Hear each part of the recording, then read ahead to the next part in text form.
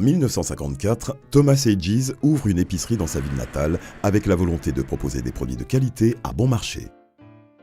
Pour cela, il noue des relations privilégiées avec un réseau d'agriculteurs qui lui fournissent des fruits et légumes à des prix compétitifs. Et il prête une attention toute particulière à offrir un service de qualité à ses clients.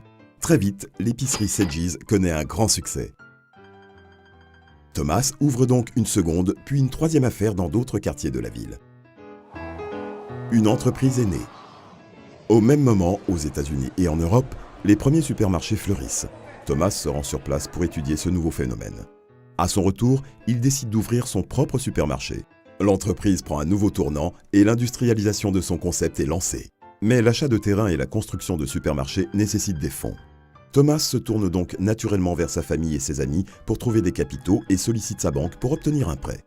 Ses parents lui donnent sa part d'héritage et l'un de ses amis, David, participe à l'augmentation du capital. En parallèle, Thomas développe un réseau de franchises et recrute des managers performants auxquels il attribue 10% du capital pour les récompenser.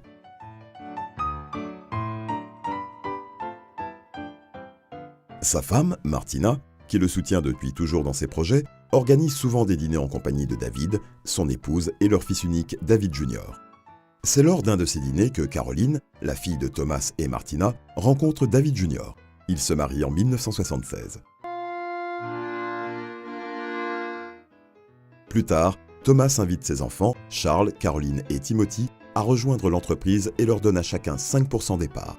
Le reste des actions étant réparti entre les managers, David, Martina et lui-même. Mais après quelques années de tension, Charles quitte l'entreprise. Caroline est alors nommée responsable du département crédit à la consommation et Timothy prend la direction de plusieurs magasins. En 2004, Thomas fête son 80e anniversaire, entouré de toute sa famille, y compris de son fils Louis, né d'un premier mariage. Thomas participe toujours aux décisions importantes de l'entreprise. Mais il est toutefois plus réticent à prendre des risques et des désaccords naissent avec ses enfants. De ce fait, la société peine à s'adapter aux nouvelles contraintes du marché et l'activité commence à stagner. À l'origine, le conseil d'administration était composé de Thomas, Martina et David. Lorsque Caroline et Timothy intègrent l'entreprise, ils sont invités à rejoindre le conseil. Malheureusement, David Senior décède en 2004. Ses actions sont transmises à David Jr., qui le remplace au sein du conseil d'administration. Caroline et David Jr., avec l'accord de Timothy, invitent leurs aînés Jim et Lucy à rejoindre l'entreprise familiale.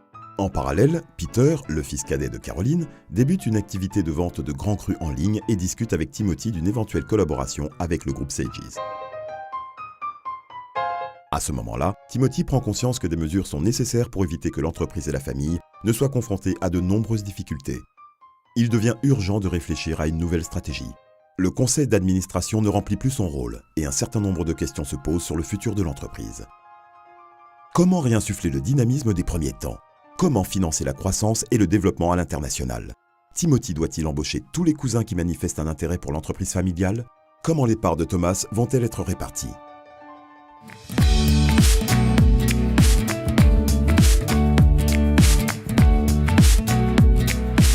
Retrouvez les aventures de la famille Hedges sur le blog kpmgfamilybusiness.com.